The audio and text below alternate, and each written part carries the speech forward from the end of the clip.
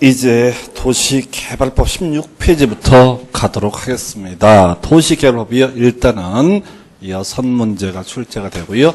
평균적으로 3문제에서 많으면 4문제 정도를 맞출 수가 있는 게 일반적인 경향입니다. 한 2문제는 엿먹으라 문제여서 하여튼 겁나게 공부를 하는데 이 중에서 4문제 맞추시면 평균적으로 성공한 시험이 될 겁니다. 그래서 자, 도시개발법. 일단은 도시개발사업 넓은 범주에서 도시군 관리계획의 일종입니다. 아까 우리 도시군계획사업은요, 도시군계획시설사업, 도시개발사업, 정비사업을 묶어서 도시군계획사업이라고 부르기로 약속을 했습니다. 그래서 이 도시개발사업에 관한 계획, 요것도 이제 넓은 범주에서 도시군 관리계획 따라서 도시군 관리계획 따로 얘기 없으면 시도지사, 대도시장이 결정하고 예외적으로 국토부 장관이 결정한다고 그랬습니다. 그래서 도시개발사업도요, 기본적으로 시도지사, 대도시장이 구역 지정하고요, 예외적으로 국토부 장관이 지정을 합니다. 그래서 일단은 자, 첫 번째 포인트, 전체 그림부터 볼까요? 자, 개발계획 수립해서 구역 지정합니다. 그리고 일대 사업을 착수할 수 있는 것이 아니라 나중에 실시계획 인가 고시가 있을 때부터 공사 착수, 사업 착수가 가능합니다. 이게 전제가 돼야 되고 중간에 시행자 지정 문제가 있습니다. 실시계획 작성하기 위해서 바로 시행자 국가지자체, 공공기관, 정부 출원기관, 지방공사 등 묶어서 공공시행자, 입에서 토지 소유자 조합 등이 바로 민간시행자의 대표적인 값이 되겠습니다. 그래서 환지 방식을 나중에 조합이 주된 시행자 이렇게 봐야 되고요.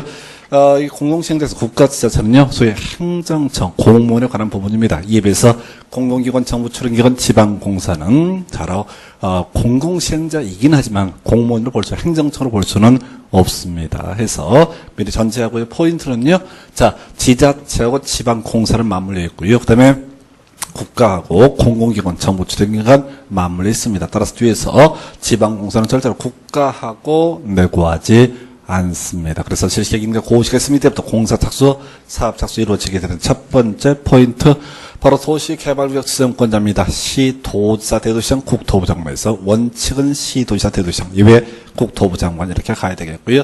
28대 시장 군수에서 틀리게 한번 구성을 했었고요. 또 하나 비교할 게 우리 이제 도시개발구역은 국토부 장관이 지정할 수 있는데 정비구역은 국토부 장관 지정할 수 없다. 요것도 미리 전제 삼아 두실 것. 자, 그래서 국토부 장관이 도시개발구역 지정하는 사례. 요게 이제 주로 출제되는데 두 가지죠. 5개 사유가 있는데 그 중에 하나, 관계중앙행정기관상의 요청이 있는 경우하고요. 공공기관, 정부 출원기관장 30만 이상 지정자 패턴 얘기 한번 해볼까요? 요청이 있는 경우 지정할 수 있다는 얘기는 요청이 없어도 지정할 수 있다. 그리고 저는 20회 때는 관계시장 군수가 요청하는 경우 틀리게 한번 나왔던 적도 있습니다. 그리고 15회 때 나왔던 문제, 바로 공공기관, 정부 출연기관의 장 대신에 지방공사면 틀렸다라고 하는 거. 요게 2개 정도 포인트 잡아주시고요.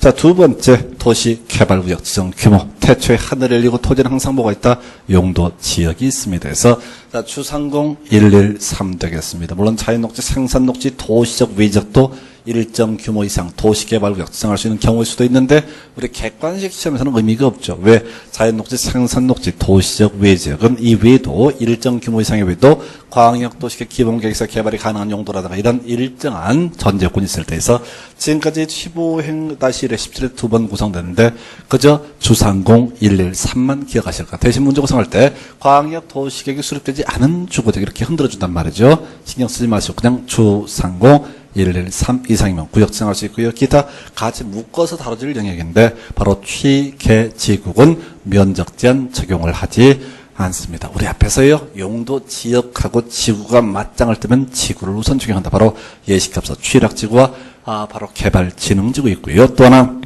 지구 단위 계획구역에서는 용도적 폐지한다. 기타 특이했던 것이 국가규정발전 그리고 자연환경 보전적 제외까지 보통이 묶어서 한 문제 정도로 예상을 할 수가 있습니다. 하여튼 마지막 17회 때 구성되고 거의 나오고 있지 않은 영역 되겠고요.